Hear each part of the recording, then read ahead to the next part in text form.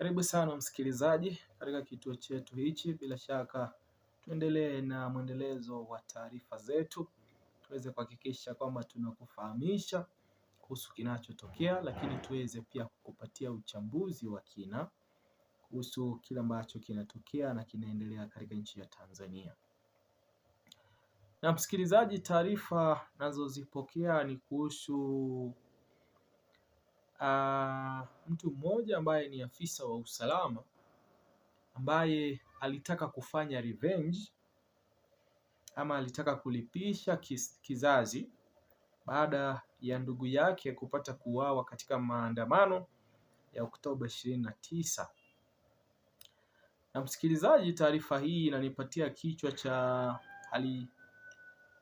hali mbaya na ni mwendo wa kuindana baada ya bwana huyu kuweza kutaka kumpiga risasi yule ambaye alihisi kwamba ndo alipeana amri ya watu kuweza kuuawa mitaani siku ya Oktoba 29, na kwa sababu hiyo bwana huyu akaweza kuchukua bunduki yake na kuweza kuelekea Ikulu ambapo alitaka kumpiga risasi yule ambaye alihisi kwamba alipeana amri ya watu kuuawa ama ya fujo kuweza kuletwa mitaani siku ile ya Oktoba 29.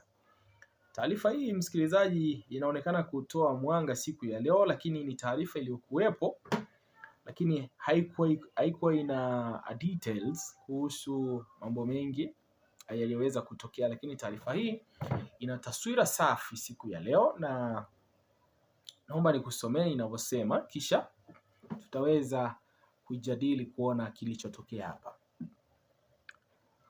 Inasoma hivi: October 29, Tees waliuana Ikulu. Chanzo, mmoja wao ndugu yake aliuawa kwenye maandamano. Jamaa akapanic, akataka kwenda kumpiga risasi Samia. Katika kumdhibiti wakamshuti yeye, lakini yeye pia aliwashoot baadhi. Maandamano ya Sabasaba yanawapa pressure sana kwa sababu sehemu ya mfumo inamuinda Samia ajaye kwenye 18. Sasa hivi wanamzuga na kelele za 2030 kumuonyesha kama hawana shida naye. Kwenye ufafanuzi ulioweza kutolewa na mwanaharakati mmoja kusema hivi: Oktoba mwaka 2025 imeacha makovu hadi ndani ya mfumo wa ulinzi na usalama. Maumivu ni makali sana. Kuna incident baadhi yetu tulisikia ilitokea, ila leo ndo kuna details zaidi. Kuna mtu alitaka kupata revenge ya ndugu yake.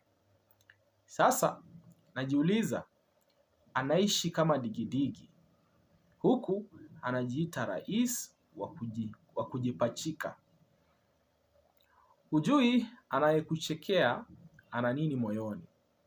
Hii ni dhambi ya kumwaga damu na ni mbaya sana.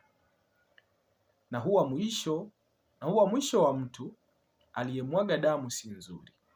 Hata upange vipi, hatima yako ishaandikwa. Tukumbuke kisa cha Indira Gandhi na alivyouawa. Na msikilizaji, ndo taswira kamili ya kilichotokea siku hii ya Oktoba 29,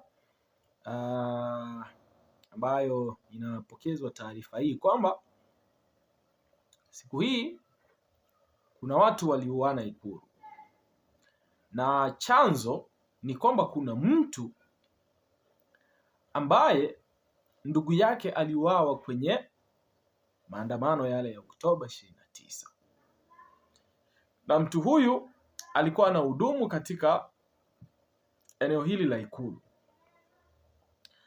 Alipopata taarifa kwamba ndugu yake amepata kuuawa katika maandamano yale ya Oktoba 29, akataka kulipisha kizazi.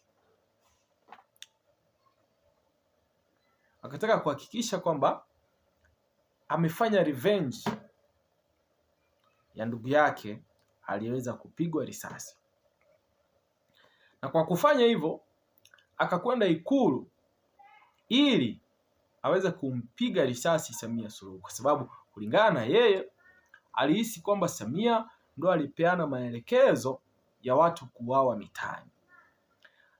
Alipokwenda pale, msikilizaji, elewa kwamba ndio uweze kumfikia Samia ni lazima uweze kupambana na vikosi vingi ili uweze kupata nafasi ya kumfikia. Kwa hivyo ikawezekana kwamba aliweza kuwapiga baadhi ya watu waliokutana nao marisasi, lakini pia watu hao wakampiga wakamuua.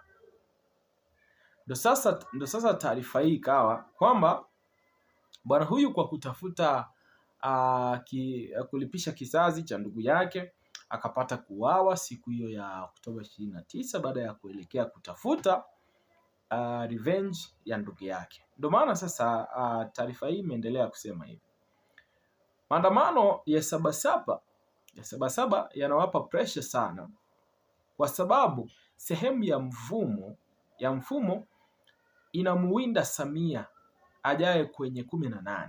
Sasa hivi wanamzuga sana na kelele za 2030 ama mwaka 2030 kumwonyesha kuwa hawana shida naye.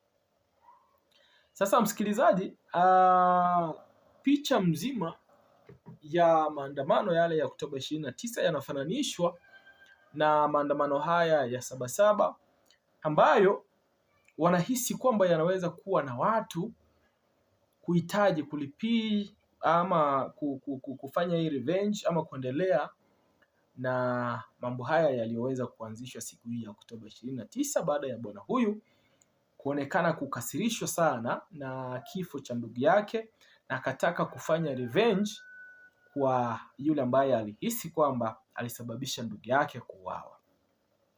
Elewa msikilizaji, hata unapokuwa polisi, ikitokea ni swala la kifamilia kwamba watu wako wanaumizwa nyumbani, kinakusumbua ama linakusumbua kama mtu yeyote wa kawaida, na kwa hivyo unaweza kuhisi kwamba kuna kitu unaweza kukifanya kuweza kuhakikisha kwamba watu ambao wamekusababishia uchungu ama wamesababishia familia yako matatizo unaweza kuwaondolea uhai, kwa sababu ya kuhisi kwamba wanakupitisha katika mateso mengi hata kama wanakulipa. Ndio maana msikilizaji, bwana huyu aliweza kuchukua nafasi hii ya kuweza kutaka kuhakikisha kwamba anafanya revenge ya ndugu yake ili nafsi yake iweze kutulia, lakini kwa bahati mbaya akaweza kupoteza maisha yake.